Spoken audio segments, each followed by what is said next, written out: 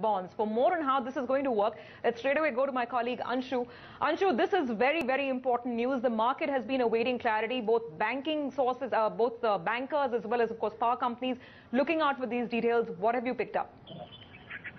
That's right. Government sources have indicated that the government will be looking at increasing FRBM limit, which is already there, which under the accounting terms is called prior period adjustment. Government is looking at bringing down interest cost of the ailing discoms by 3 to 5%, and this will lead to 14 to 15,000 crore rupees of savings across India.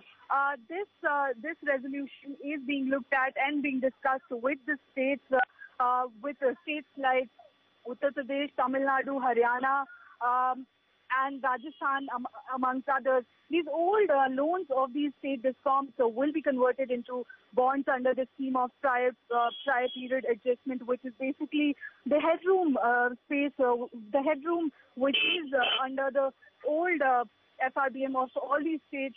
These bonds will be backed by the state government, and the interest cost will come down. These bonds will be then sold off in the market or the bank.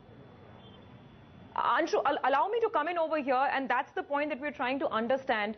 What is it that you picked up from your sources? Because the fear was that if states start taking away all of this debt from distribution companies, the question is whether they have this kind of fiscal headroom or whether they will be breaching those FRBM limits. So how will this arithmetic play out in terms of states issuing bonds? Because even bonds are debt at the end of the day. So how will the math play out? That's right. This will be a special provision of prior period adjustment for just 2 years, which the government will ask states to take, because increasing FRBM limit solely will not be an easy task, since it will involve a lot of approvals from state as well as central levels. This is the only way where the fiscal deficit will not be touched for 2 years. These bonds won't reflect on the fiscal deficit of these states for the default of these state discoms. This is basically also to keep monitoring these states after the bonds are issued.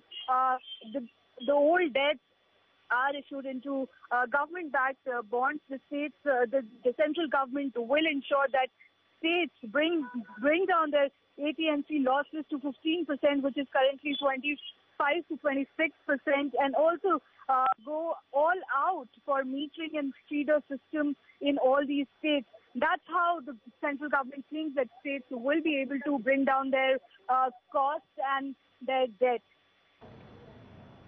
All right, Anshu, thank you so much for getting us those exclusive details. We'll slip into a quick break on that note, but coming up on the other